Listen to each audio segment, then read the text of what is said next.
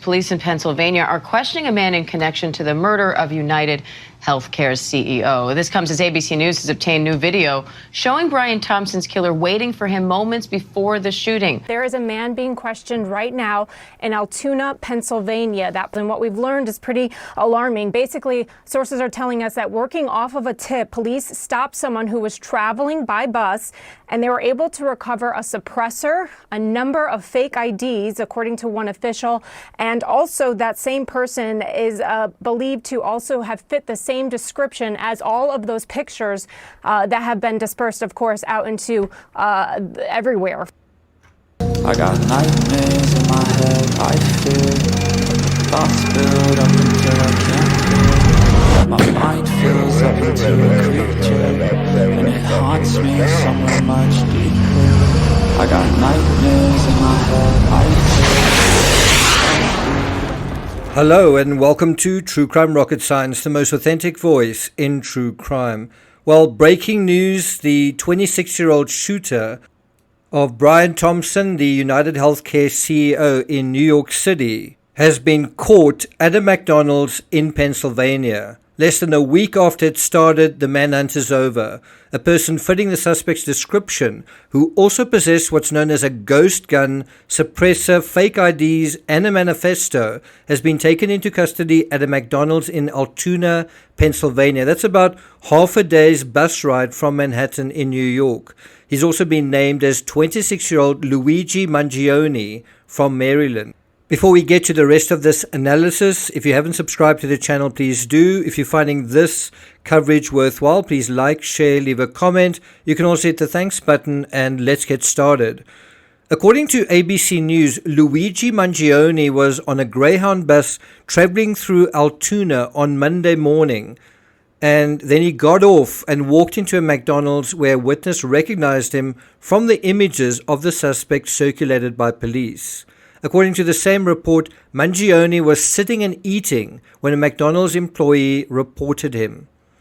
And because of that, we believe we have a strong person of interest. That's according to New York City Mayor Eric Adams. He said that at a press conference just a couple of moments ago. He also said that Mangione matches the description of the person we are looking for. Now, one wonders whether the hoodie was in the suspect's possession, and whether he's traveling in that same sort of style of appearance, mask over face, hoodie overhead. Mangione was in possession as well of a handwritten document, and that's quite different to something that's a typed document, which is the sort of thing that is often associated with mass shooters, a manifesto that speaks to his motivation and mindset. That's according to NYPD Commissioner Jessica Tisch. It does seem that he had some ill will towards America, police have said. Police are going through his writings more thoroughly to understand his motive. I don't know, to me, his motive isn't a big mystery. According to CNN, he's been arrested on charges tied to the gun. A law enforcement official said the weapon is a ghost gun, an untraceable homemade weapon. And so one wonders, was he found with that in his possession?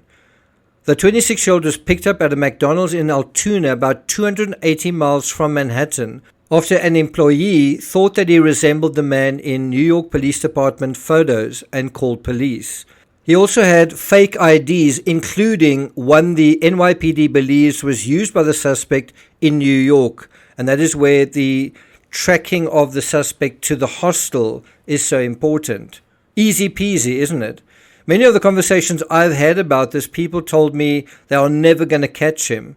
But this guy actually left behind a huge evidence trail, including the worst evidence of all, committing an act that was recorded on video, along with his fleeing the scene. I was Googling and re-Googling for news about the shooter earlier this afternoon because I had a hunch. I suspected the net was closing in to the point of closure, full closure. Trying to evade capture in a high-profile case where the cops already have your picture is almost impossible. And so, welcome to the real world. This is a lot of information coming in right now. This is just breaking. Now remember, again, as John Miller has been talking about all morning long, police already have a lot of evidence in their hands. In addition to all this video and all these pictures, they have a partial fingerprint, and they also have some DNA evidence that they were able to get off of some of the things that were left behind when that suspect made a getaway last Wednesday.